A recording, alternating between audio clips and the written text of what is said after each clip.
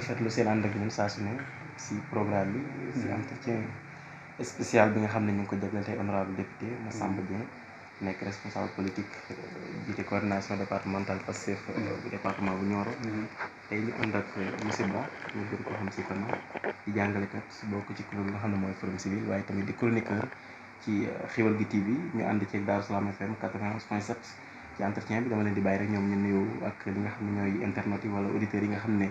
baaxoon nañ di déglu li nga xam ne mooy rajo Darou Salam FM 91.7 honorable ñu ngi lay nuyu. merci Sow ñu ngi leen di fay di la nuyu bu baax yow ak say naataango ngeen bokk liggéey bi ngeen di liggéey monsieur Ba donc ak monsieur Seck ñu ngi leen di nuyu bu baax di leen jaajëfal di rafetlu comme ni ñu amee habitude di ko def véritablement seen liggéey au niveau de la commune et du département donc ñun dañuy sawar saa su ne comme ni ma koy faral di waxee rek am ak yéen entretien am ak yéen échange parce que gis nañ seen taxawaay te saa su ne yéen a ngi jéem a def des couvertures médiatiques ay documentaire wala yoo xamante ni yëpp rek ça rentre dans le cadre du développement département de Nioro te amu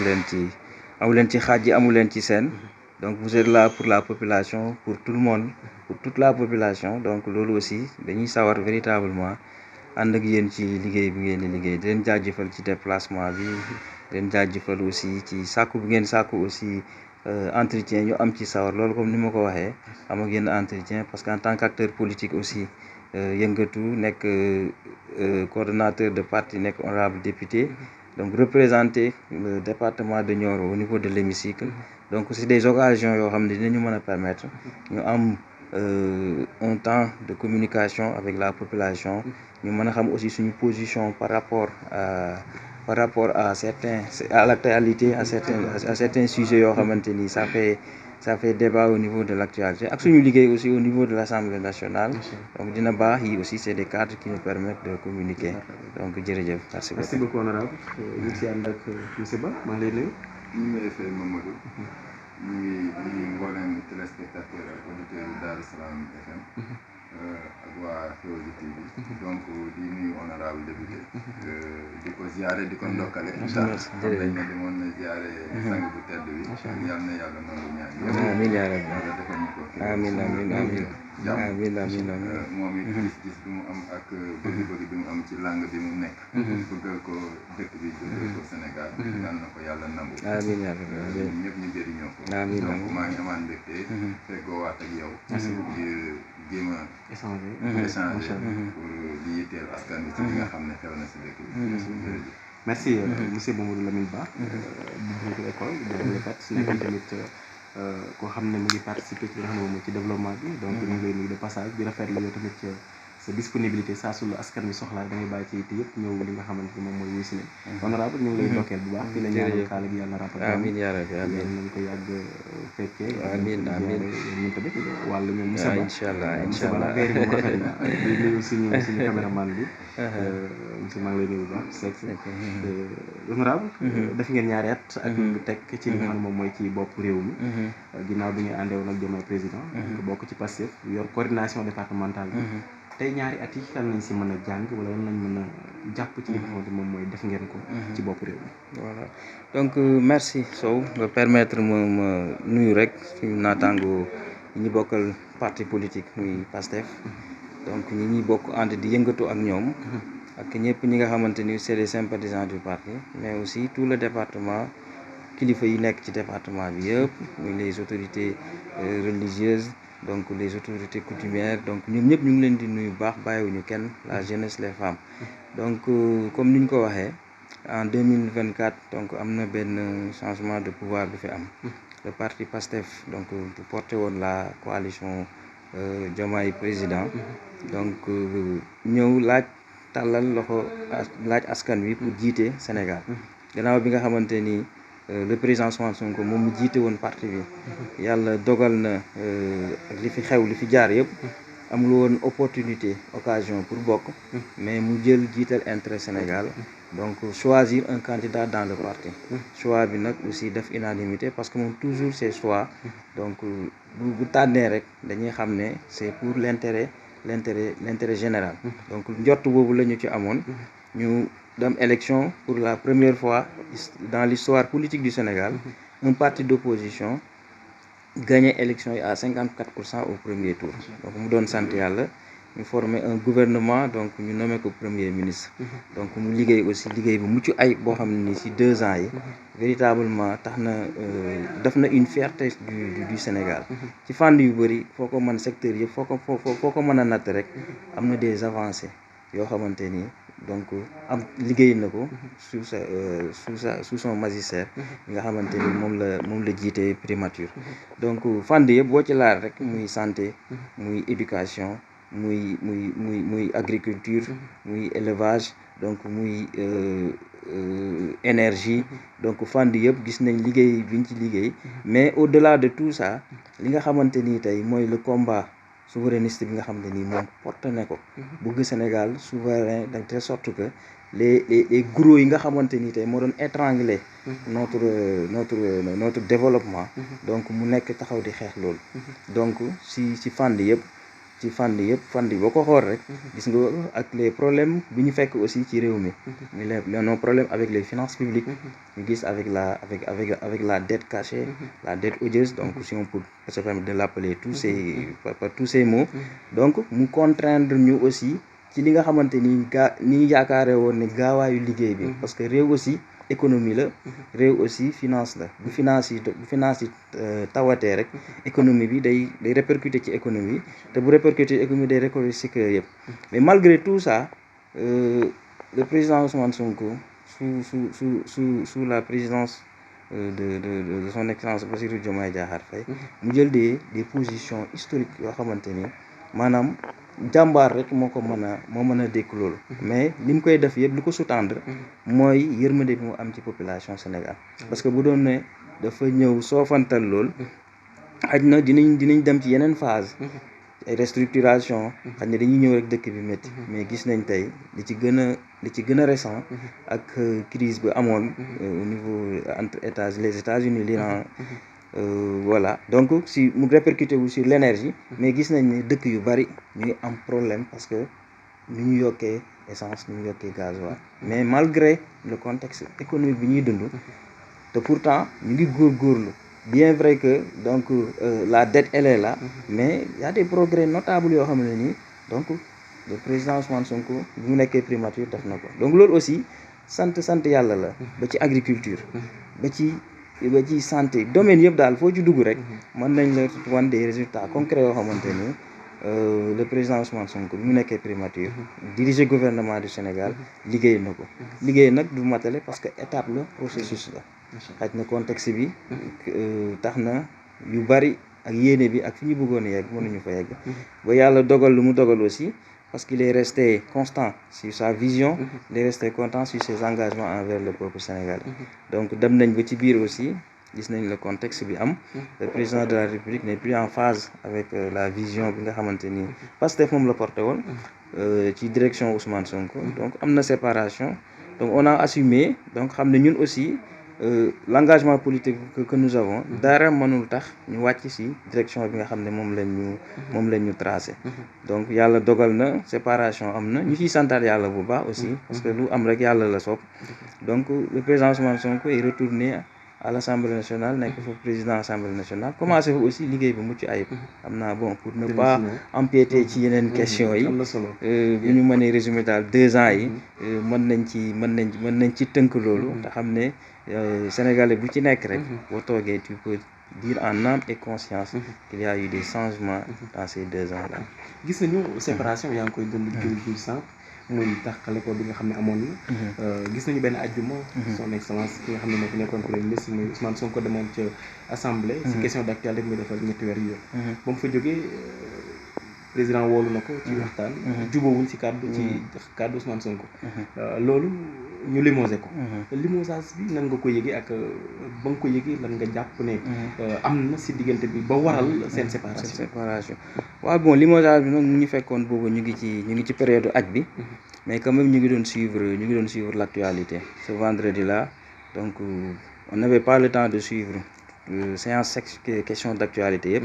mais suivre nañ ci quelques extraits après bi ñu toogee ba ci ngoon si la ñu jot l'information mais aussi dañ ko jël ak philosophie dañ ko jël ak dal aussi dañ ko jël ak tey parce que c'est xam nañ ne am na des signaux yoo xamante nii donc mu ngi doon wane ne y aura une éventualité d'une probable séparation donc loolu dañ ko yëgoon nañ ko xamoon nañ ko jusqu'à ce que nag ñu am ci réserve ba keroog ñu gis mu am donc bi mu amee aussi ñu sant si yàlla xam ne c'est une nouvelle page politique qui va s'ouvrir on sera dans un nouveau contexte politique nous on va assumer donc amuñu ci xel ñaar ne fi ñuy dem ak wala côté bi ñu nekk ak yooyu parce que ñun li ñu dugal politique xam nañ ko li engagement bi ñu am aussi xam nañ ko pour rien au monde pour des privilèges pour des postes pour rien au monde on du nous séparer avec nos convictions politiques donc ci lañ toog voilà jël ko ak dal aussi en attendant de suivre les di déglu aussi le parti politique parce que parti boo ci nekkee da ngay déglu le parti politique le bureau politique si lañ gis évolution bi avec voilà donc la formation du nouveau gouvernement avec le communiqué du COMEX et tout ñoo xam ne parti bi jël na position bu leer donc en attendant la réaction du président après retour bi ñu ci am ñoo xam ne nii la mën a demee donc voilà la séparation est là il faut assumer donc ceux qui seront pour la continuité face à nos engagements et le projet qu'on avait voilà proposé on avait soumis aux Sénégalais ñu continuer ci loolu ñeneen ñi nga xam ne aussi tamit jàpp nañ ne ils vont traverser de l'autre côté pour des raisons ñoom ñoo xam donc aussi ils sont libres de partir mais ñun ñu rester voilà li ñu ci gën a kii moo na nit ki doomu aadama dans la vie da ngay gëm yàlla parce que ce jour-là on était 4 ou 5 députés ñoo dëkkoon mais on avait pris l'initiative ci guddi gi ñu santaat yàlla quoi parce que ci ngoon gi ci guddi gi bi ñu reeree ba pare dañoo armal tam voilà dem ci aram bi ci kaaba gi voilà donc ñun ñëpp ñu ñaanal le président Ousmane Sonko ba mu amoon benn vidéo après sax laa gis ne vidéo bi sax c'était devenu viral voilà donc loolu aussi sant yàlla la rek sant yàlla la bu baax a baax voilà merci beaucoup monsieur Ba ginnaaw 2 ans yi gis nañu tàqale ko lan nga ci mën a soof si question wala yoo xam ne indi nga ko monsieur Ba waaw ñu ngi jërëjëfalaat honorable comme ni mu retracé vraiment seen accession au pouvoir fekk nañu fi ñun ñëpp moom ni yaakaar naa ne am na ci waaru am solo bu nga xam ne bay na ko ci am na coono yu métti yoo xam ne aussi daj na ko ci donc c'est le prix à payer tout à fait donc bu ko defee au service de la nation rek xel mën na dal tout à fait li ñu diggee woon Sénégalais yi aussi yaakaar naa ne Sénégal yëpp déggoon nañu donc moom wax na ko ci surtout sukkandi woon ko ci ni réew mi tëddee ni réew mi taxawee ci li nga xam ne tey mooy doxal réew mooy wàllu koom-koom ñëpp déggoon nañ ci son excellence ñëwee le président Bassirou Diomaye Faye taxaw Nioro te aussi contexte boobu Nioro nekkul woon n'importe quelle ville Nioro c'était la ville du ministre des finances Mamadou Moustapha Ba ñu ñëw taxaw wax ci wax ju rëy joo xam ne vraiment Nioro ñu ci bëri téye woon nañ seen donc mais li ci mënta am ak circonstances yi dem nañ ba ne daal nañ yónni yàgg ndax yàgg bawul dara donc fi ci mujj aussi ci wàllu finance yaakaar naa ne xëy na junj na ko sax ba xaw koo dépasse tuuti ndax wax na def kase parce que dama ñu def ba jël donc côté boobu bëggoon nañ aussi mu leeral ko ndax gis nañ leader am président Ousmane Sonko mi doon proclamé ne am na dette cachée ñu ngi ci 4e sous-sol et cetera bi mu demee toog si télé ñuy wax France 24 wala RFI dafa taxaw ñu posé ko question ñu dégg ko mu ne leen loolu ba ma koy wax dama ko wax en tant que chef de parti politique xëy na man mun naa ci am analyse mais am na koo xam ne suba dina gis vidéo bi ñu waxtaan ni bëggoon honorable expliquer ko loolu noonu de sax remaniement moom pour mu mun a xam quoi côté boobu dama ko koy delloo bon merci nga permettre ma rek ma parce que tudd nga le ministre suñu mbokk la ñun ñëpp ñoo bokk Nioro ñu ñaanal ko aussi fi mu nekk yàlla yokk ay leeram yàlla xare ko àjjana yu gën a kawe voilà donc def nga allusion aussi ci campagne électorale bi fii son excellence le Bassirou Diomaye Diakhar Faye ñëwee ci campagne bi am na kàddu yu mu fi yëkkati parce que kàddu moom toujours bu jógee rek da nga koy centré ci contexte bi contexte bi mu ko yëkkati aussi on était en campagne électorale donc on ne va pas s'attarder sur les propos mais boo jëlee nga comparer contexte boobu ak tey donc ça veut dire que y a beaucoup de choses qui ont évolué donc par rapport aux finances par rapport au ministre bon xaj na moom li mu wax man peut-être su ma taxawoon du ma ko wax pour plusieurs raisons parce que nit ñi ils ont des relations nit ñi même bu ngeen àndul aussi nit ki aussi loo ko bon du ma ne contre sax mais lu ngeen bokkul gis ak lu mu manti demee aussi y a des vous avez des liens chaque fois donc le message bi ngay génnee di nga maanaam di nga ko encadrer di nga xam naka nga koy waxee keneen aussi peut-être amul mag moom lien yooyu xaj na politique moo leen boole bokkuñu gis-gis ci politique bu yëkkati kàddu aussi mën na yegg foo xamante ni yow doo fa yegg mais li am solo ba am solo mooy ci li xew lii lépp parce que le ministre dafa doon koo xam ne nii donc le président Macky Sall moom moo ko nommé woon en tant que ministre des finances donc def na liggéey bu am solo aussi am na benn parcours aussi boo xamante ni parcours bu am solo la au niveau du ministère des finances mais moom dafa nekkoon koo xam ne dañ ko nommé woon rek di ko exécuter loo des ordres donc à un certain niveau de responsabilité donc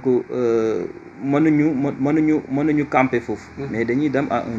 niveau supérieur parce que dafa am ku ko falloon ku ko doon wax loolu te dans tout ce qui s'est passé là xaj na souvent y a de la manipulation derrière mais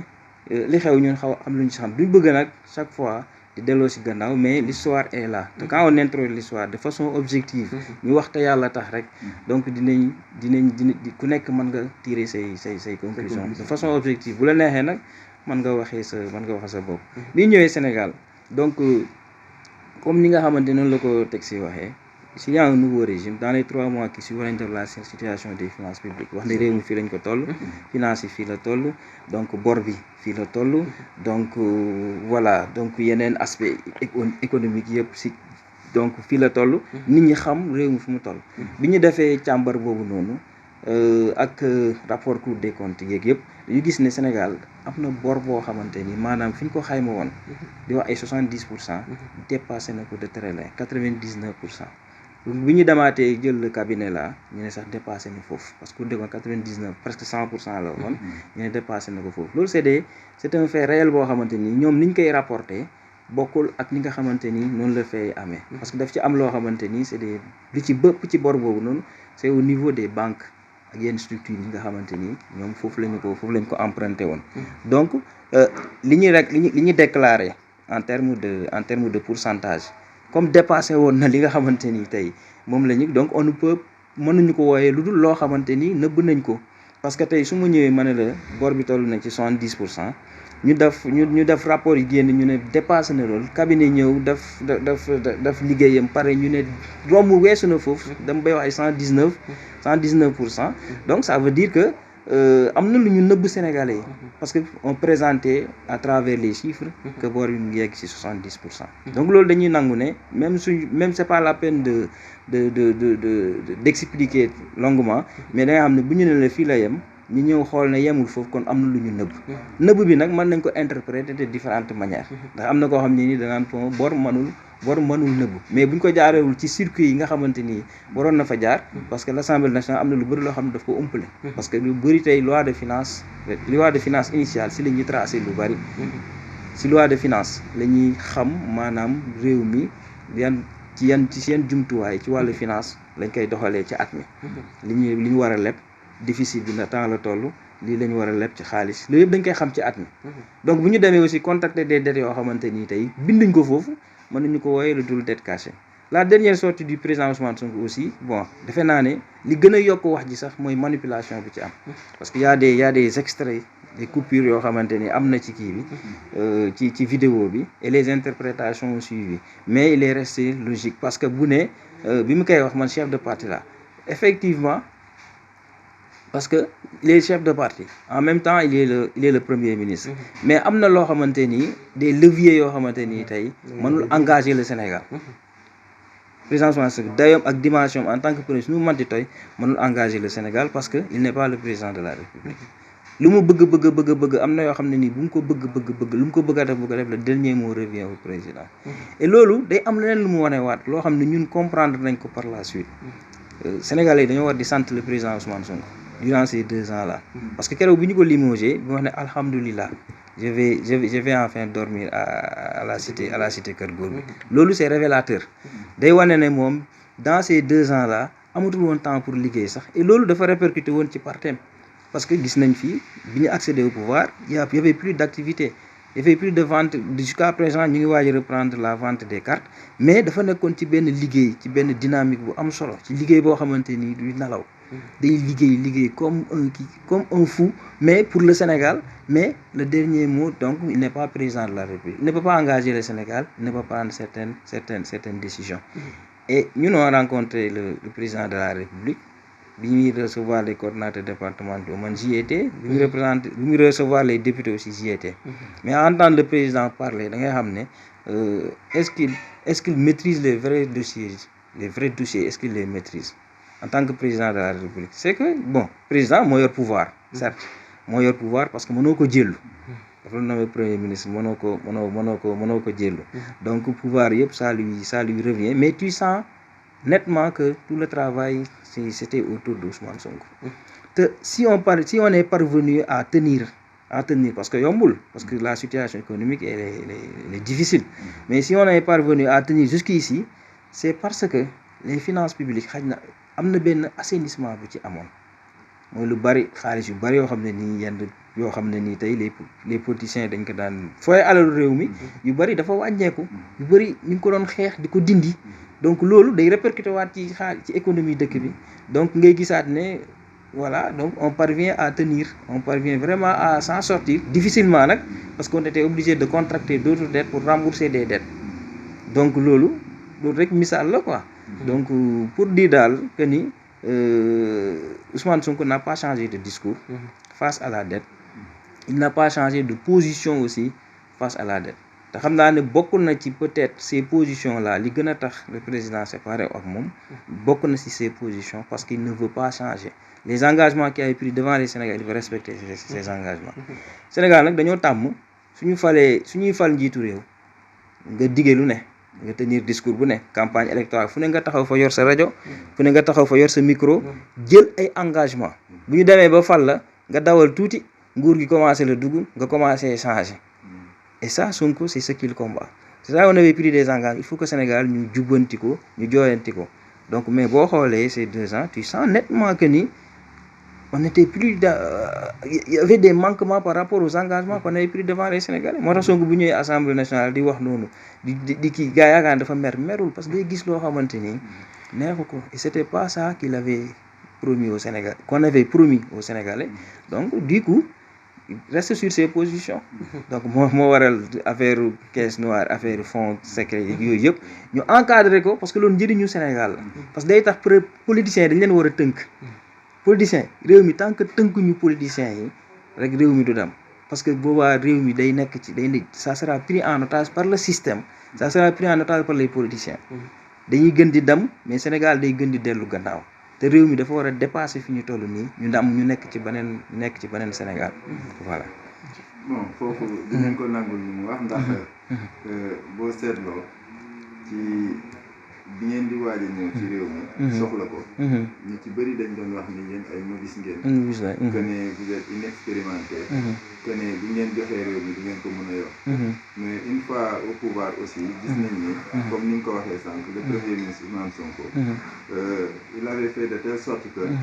fépp foo xam ne day doon saignée financière. boo xam ne demul ci askan wi. directement entre guillemets quoi. parce que xaalis moom fu mu génnee rek. day dem fu mu dugg c'est vrai. donc yooyu yëpp dañuy dégg si critique yi ñu koy def mooy. moom lépp daf ko accaparé. même le ministre des finances sax. amatul yenn prérogative en tant que ministre des finances. te loolu si yeneen nguur yi. amul woon c'est vrai donc dem nañ ba ci biir dégg aussi.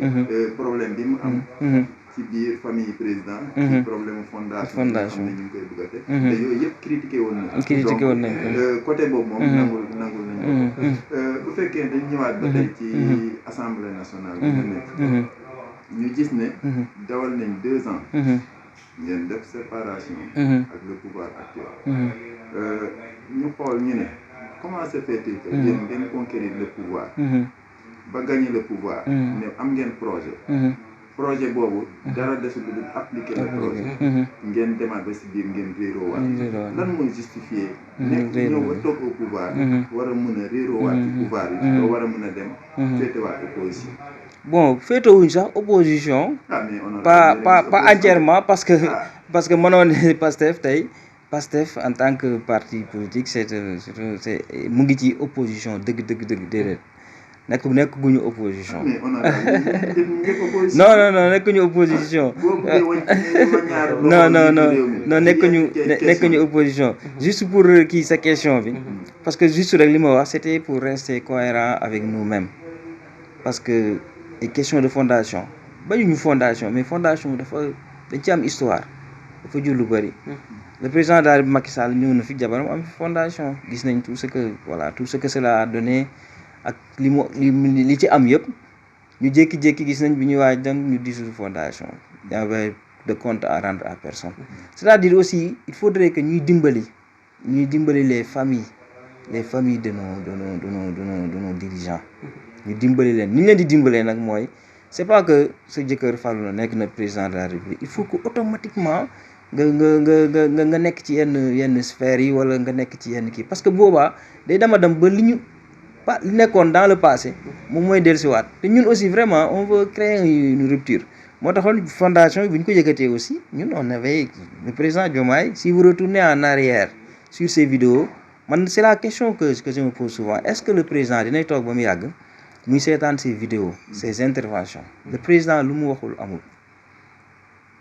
parce que mais c'était sous-tendu de son engagement dans Pastef parce que Pastef noonu la doon gisee loolu moo doon gis-gisu Pastef mais une fois au pouvoir tu vois que ni quand tu compares les discours et les faits actuels tu vois que y a une grande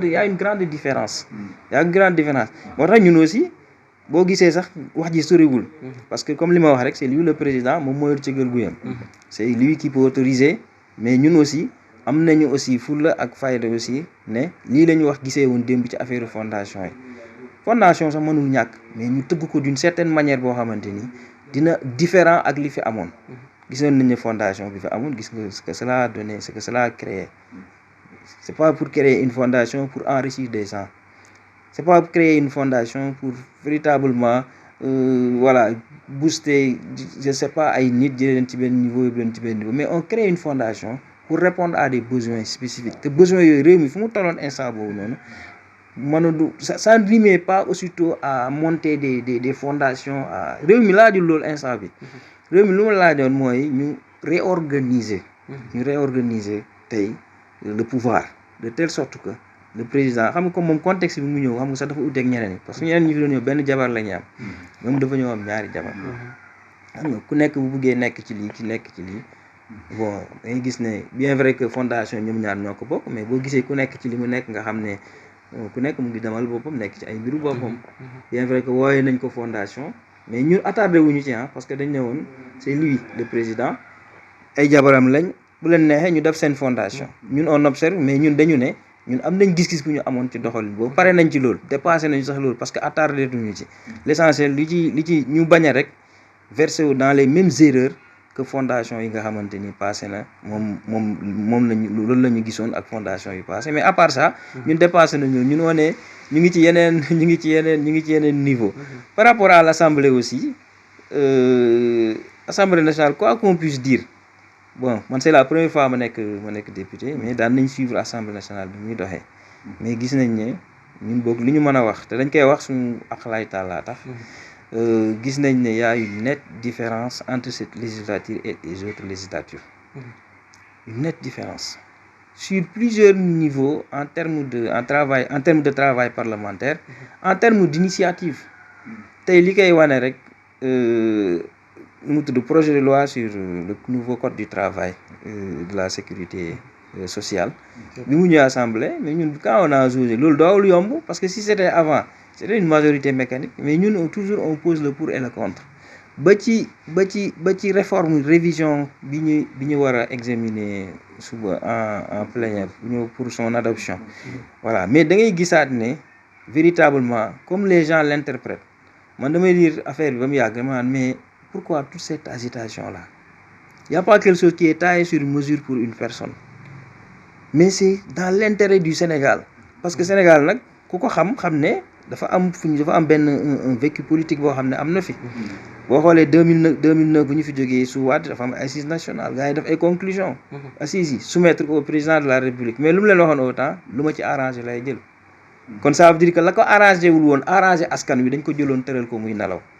ñu demaat refonte des institutions demaat ba récemment en 2024 2025 y a eu des dialogues si justice bi et tout y a eu des conclusions mais ba léegi matérialiser guñu tous ces acquis yi nga xam ne nii tey ay nit ñoo xeexa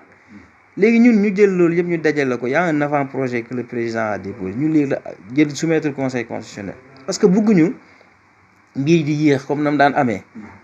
waaw non nañ concerté wu kon ngay concerté wu waat li ñuy concerté wu kay askan wi assise c'était le peuple parce que c'était peuple bi pàcc bu ci nekk amoon nga ko le représenté dialogue beeg bi yëpp c'était le peuple donc bu ñu demee ba yegg si foofu tey ñu soumettre conseil constitutionnel mu def ci ay observation ñu récupérer loolu liggéeyaat ci ñun def ci une révision boo xam ne nii tey dina jur ay résultats yu mucc ay pas pour un parti politique pas pour une personnalité mais pour le peuple sénégalais parce que peuple loolu la yàgg a jooytu organisation yi nga xam ne ñëpp dañuy xeex pour la liberté et la démocratie loolu la ñu yàgg a jooytu donc te constitution boo ko xoolee dañ ci loolu rek lañ ko tënk philosophie politique droits et libertés organisation des pouvoirs te loolu la ñu yàgg a jooytu parce que les droits et libertés philosophie politique bi sax xaj na am na luñ ci coppite yi ñu ci tëggaat andi ko juste par rapport méngale ko par rapport nous à nos aspirations en tant qu'Africains en tant que Sénégalais lan lañ bëgg fan lañ bëgg a jëm droits et libertés yàgg nañ ko jooytu Sénégal daf nañ ci ay ndaje yu dul jeex ay assises lu ne am na ci ay conclusions mais mise en pratique bi doxul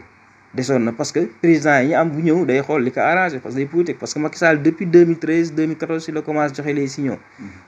du ngeen ma imposer dara te pourtant il avait signé la charte mais du ngeen ma imposer dara mais maay xool li ma arrangé sax la wax ma jël ko transhumance yeeg yëpp ñëw pompé ko mu ne moo fi ne xool li ko arrangé jël ko les choses ont continué ñun nag loolu la ñu bañ moo tax ñu ne ñu jël nga xam ne mooy intérêt askan wi dëgg suñu intérêt nekku ci de mais dañoo waaw non pourtant mën na bañ a compliqué sax non xam nga comme ni ngay wax des fois aussi du question de agitation mais nit ñi nga xam ne ñoom ñoo war a apprécier ñoom ngeen koy defar vous n'avez pas pris le temps de communiquer ne lii ak lii moo ci comme tey bu ngeen demee ci code du travail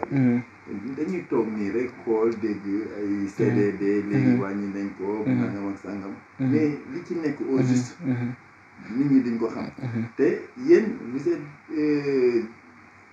dirigé par koo xam ne fi mu nekkoon ci réew mi dafa xam parce que il traitait avec les entreprises te boo nee travail rek code du travail rek lu ci ëpp ci entreprise yi ngay wax donc loolu pour mu am taillé sur mesure bi ngay bañ noonu dafay yomb mais ñun citoyen lambda bi du ko mën a xam parce que y a des questions techniques waaw là aussi on peut faire la différence parce que c'est pas une proposition c'est pas le groupe parlementaire ni les députés qui ont proposé ce nouveau code mais c'est un projet de loi ça émane de l'exécutif la jógee mu war a ñëw assemblée pour ñu voter ko donc aussi code bi aussi tëbuñu tëb rek bind benn code parce que aussi tamit le monde ça évolue le monde du travail ça évolue la sécurité sociale tout évolue dans le monde actuel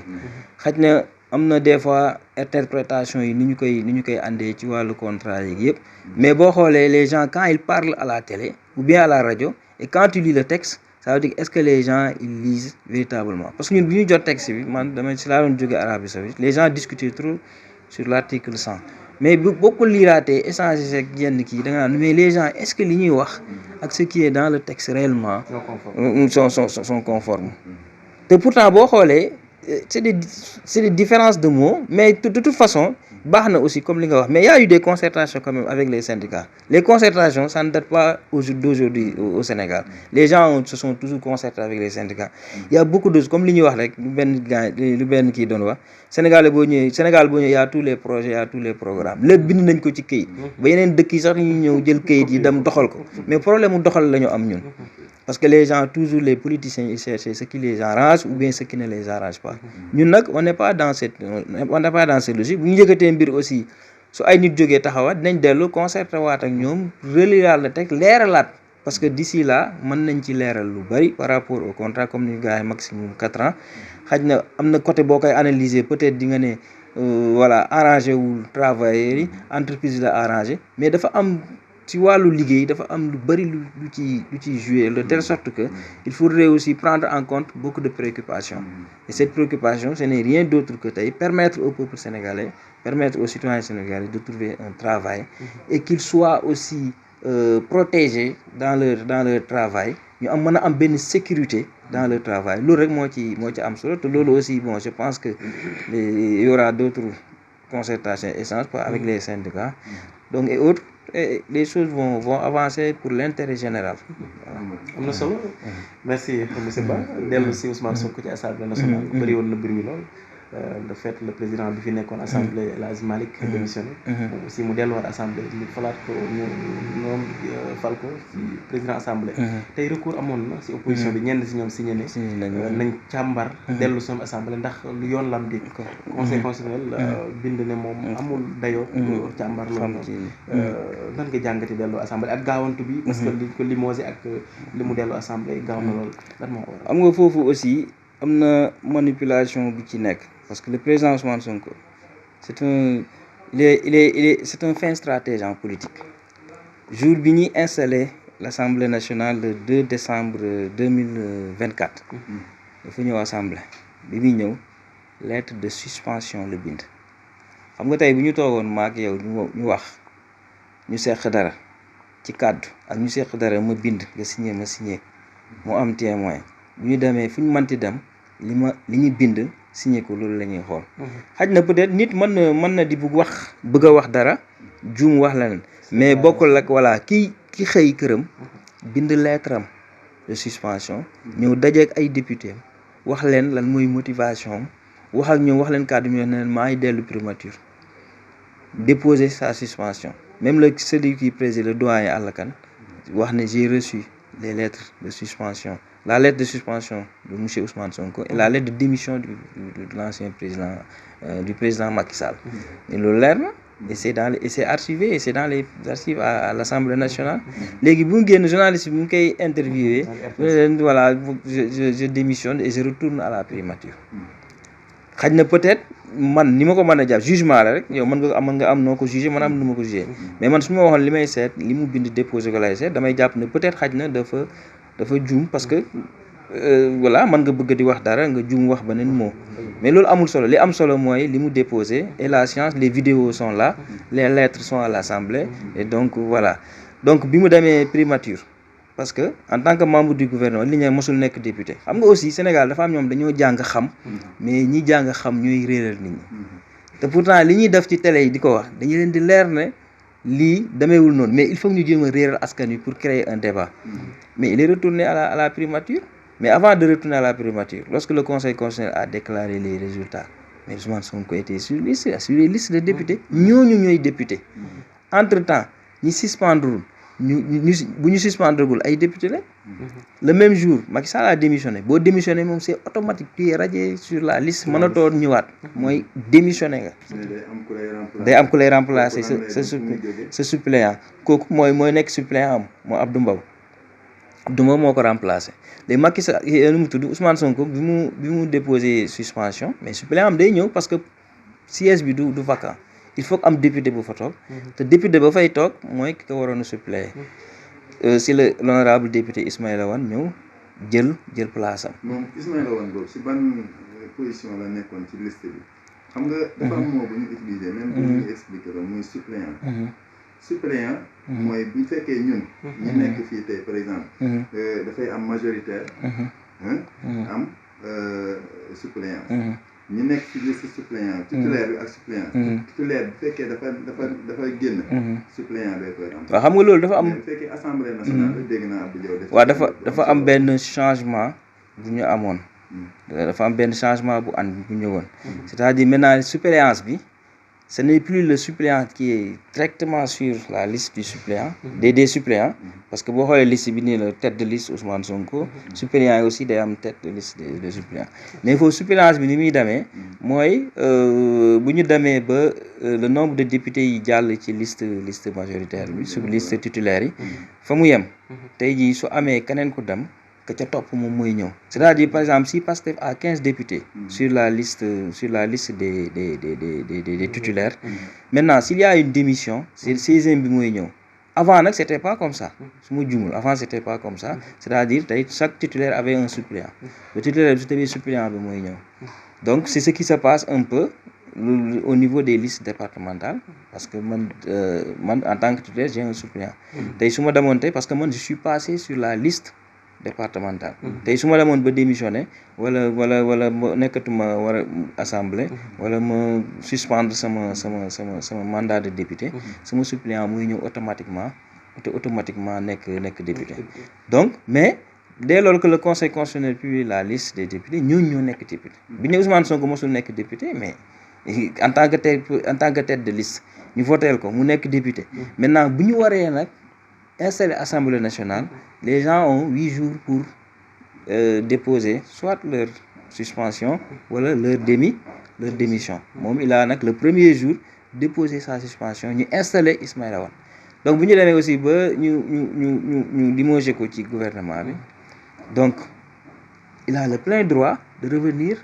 occuper waat son siège Ismaïla Wane mi ko suppléé woon jóg mu toog bi mu amee le vendredi. Le dimanche, l'Assemblée s'est concertée parce que le bureau peut convoquer à n'importe quel jour. Donc, si le bureau est convoqué, le président El Malick convoqué, c'est de déposer lui sa démission. Et c'est tout à fait normal. Vous déposez sa démission, il y a le premier vice-président qui va assurer l'intérim au niveau de la présidence. S'il a convoqué le bureau, après la convocation du bureau, donc on a convoqué une plénière pour nous mener passer à l'élection parce qu'il faut un président. Si le président a dit il faut un président. Vice-président bi mënul assurer pour un certain temps la présidence. Donc si la ñu ñëw moom mu ñëw mu delluwaat ñu installé ko comme député d'abord. Voilà, maintenant il faut passer ordre du jour bi ñu def le vote de l'élection de la présidence de l'Assemblée nationale. Donc ñu voteel ko mu gagné. Donc avec 132 voix si je ne me trompe pas. Donc maintenant il rejoint le PRFA en tant que président. léegi ñoom li ñu doon attaqué mooy ñenn ñi disaient que Ousmane Sonko nekk député les autres donc warul nekk député donc waruñu ko installé ba muy nekk président. voilà forcing lañ ko wooyee. mais bi ñu demee conseil constitutionnel aussi a lu le droit. donc ne moom xamul ci mode d'élection. Donc bureau assemblée loolu c'est dans les textes. et c'est donc du jurisprudence mais yàgg na parce que tey dans le passé en 2024 même le conseil avait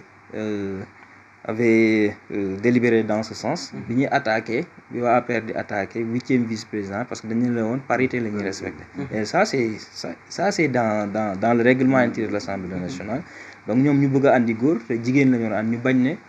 donc bëggoon andi blocage. et donc ce qui n'était plus possible. si la ñu bañ. mais nag il fallait que ce jour-là ñu parce que bu ñu la andil jigéen nga ne góor ngay andi boo bañee le bureau de l'Assemblée nationale peut décider que ni tey ils vont passer à l'élection de la 8e vice-présidente. si la ñu dem après Pastef jël ko la présidente Ramatoulaye Bodian. mais pour leer rek que ni conseil constitutionnel n'a fait que dire le droit. et aussi gars yi naan conseil constitutionnel waxul sax ne. déggalu ko weddiwu ko. waaw mais xam nga conseil constitutionnel waaw mais xam nga limite am foofu la au Sénégal aussi il y a la séparation des pouvoirs limite conseil constitutionnel foofu parce que conseil constitutionnel bu élection yi jeexee foofu ba mu publier liste yi moom foofu la yem li ci des xamul donc boo ko saisiree pour mu wax ci loo xamante ni tey compétence am yeggu fa mais danaa la man sama compétence fii la yem te bu fekkoon ne aussi su fekkoon ne tey le président Ousmane Sonko avait déposé une démission foofu bu ñu saisir conseil mën na fa kii parce que mën na leen Ousmane Sonko avait démissionné parce que c'est sur papier noir sur blanc te loolu aussi sax ça serait violé loolu mënoon na andi sax une situation très grave dans ce pays mais ñoom leer na leen ne il n'a pas démissionné mais il a déposé une suspension te loolu aussi c'est très normal puisque Ousmane Sonko ce n'est plus n'importe qui dans ce pays bien vrai que il n'est pas en phase avec le président si gis-gis mais bu ñu demee ba toll foofu aussi il a assumé ses positions wax ne aussi tamit moom lii la gëm en tant que premier ministre il va faire son travail comme ça parce qu'ils ont ay engagement moo leen fi andi li ci des nag ci gël guy président la avec ses pouvoirs donc voilà la balle est dans son camp soit su buggee mu bàyyi ko ñu continuer liggéey parce que tamit en toute harmonie en toute cohérence ba 2029 aussi ku bëgg a présenter du nga présenter soit aussi le président am na prérogative jëlee ko fi jëlee na ko fa yàlla dogal na mu dem assemblée nekk la deuxième personnalité d'État donc Ousmane Sonko nekk na fi député nekk chef de parti Ousmane Sonko nekk na fi premier ministre Ousmane Sonko nekk na tey président assemblée nationale donc loolu avec tout ce que cela veut dire ci assemblée dayo mu am ak taxawaay mu am ku xam assemblée dëgg laa wax de ku xam assemblée dëgg mais il a rassuré quand même les Sénégalais xamal nit ñi ne ñun nekkuñu fi pour bloquer réew nekkuñu fi pour bloquer dëkk bi mais la ñuy doxal rek la ñu waxante woon ak Sénégalais yi daal démb ñun politique loolu lañ ci xam xamuñu wax tey ngir bëgg dara boo ko amee nga génn ca nekk ci beneen programme ak beneen agenda ñun on reste sur les engagements qu'on avait tenus devant les Sénégalais. am na solo foofu voilà tout à fait si assemblée bi ñu desandi ba tey yaa ngi wax sànq ni lu ngeen waxoon ci ba ngeen di wut ak lu ngeen ñëwee au pouvoir aussi ngeen fexe ba seen kéem kàttan ba nga xam ne da ngeen di def li ngeen waxoon tey ji homosexualité projet bi fekk na la biir assemblée en tant que député département Nioro député du peuple tey ñu waxoon li nga xamante moom mooy dañ koy criminaliser ñu mujjee ci durcissement ba mu yegsee sa loxo lan nga njëkk a xalaat en tant que député waaw man dama sant yàlla quand j'ai vu les durcissements des peines sur l'homosexualité parce que dama jàpp ne bu ñu xoolee criminalisation ak li mu andi lépp ak li muy laaj lépp parce que c'est pas la première fois qu'on criminalise quelque chose au Sénégal le viol est criminalisé voilà vol de bétail et voilà exactement le vol de bétail le viol c'est criminalisé d'accord donc l'autre am na beneen bu ñu criminalisé trafic de drogue c'est criminalisé mais gis nañ ne dans la mise en pratique jarul yàkkamti pour criminaliser nous on a pris le soin ne xaj na li ngay criminaliser di andil beneen kii une simple modification pour régler le problème te tey loolu Sénégal mu ciy sant yàlla parce que ku gis li xew ces derniers temps nga xam ne Sénégalais Sénégal ñu ngi sant yàlla parce que du ma ne le phénomène de l'homosexualité dañ na fi mais en avancé bu ci Sénégal def et loolu yëpp durcissement peine yi moo ko andi te loolu le président Ousmane Sonko en tant que premier ministre n'a pas attendu parce que c'est lui qui a introduit la proposition de loi mu ñëw Assemblée nationale mu cadré wu aussi ñun liñ ci def sax xaj na même sàmm jikko yi nga xamante ni ñoom ñu ngi si doon def liggéey bu am solo ñun liñ ci def sax xaj ñun yegg nañ ci foo xam ne sax ñoom xalaatuñu woon ne dinañu fa yegg et c'est ce qu'ils ont compris aussi et nous ont rejoint dans ça homosexualité moom sant yàlla bu wér parce que ku gis tey jii ni xaj na sax am na ñenn ñoo xam ne peut-être ñu ngi ci woon xaj na yii sax man leen ragal loo ñu dellu si ginnaaw parce que waxuma la dara mais gàcce ak li ngay teg say njaboot ak li nga xamante mën na la ci fekk lépp donc loolu rek tax na ba ñu bari tey dinañ ragal peut-être bu fekkee ñu ngi ci woon dinañ ragal phénomène yu bari aussi di nga gis ne sant yàlla parce que le Sénégal dafa mel ni benn instant boo xool plateau télé yi xool ñenn ñi nga naan est-ce que c'est pas un pays où tout est permis mais cet acte posé par le président Ousmane Sonko assemblée voté ko aussi ak xel mu dal parce que gis nañ ne ni njëriñu askan wi amul lenn loo xamante ni njëriñu état la mais njëriñu askan njëriñu Sénégal la moo tax donc on n'a pas hésité pour dire que on avait ces termes criminalisation durcissement des peines l'essentiel mooy le résultat que cela peut apporter et gis nañ ne mais apporter un résultat positif au Sénégal. monsieur Ba voilà. bon kooku dañuy laaj ndax est-ce que du nekk ne peut-être li ñu doon wax yaa wax nga ko fi sànq. gars yi dañuy wut nguur. nu ne la ñuy waxee. bu ñu demee nag ba jot nguur gi. après am yeneen dugg-dugg yi leen dugg. est-ce que nekkul tamit si cas boobu parce que Non. gis nañ ni ñoom ànd sàmm jikko yi proposé woon nañ leen loolu ba ñu nangu ko léegi nag application bi rek moo des waaw xam nga loolu day permettre tey boo ko criminaliser woon parce que da ngay jàngat y a des choses qui ont été criminalisées répercussion bu mu mën a am parce que tey bu ñu criminaliser benn affaire tey xëy na ña cay kii yëngatu daanee leen war a daan xëy na souvent mën na dem ba jur yeneen quoi mais tey criminalisation bi tey bu ñu la fekkee tey l'accès acte la crime autant pour moi du jugement kii bu ñu la ci fekkee tey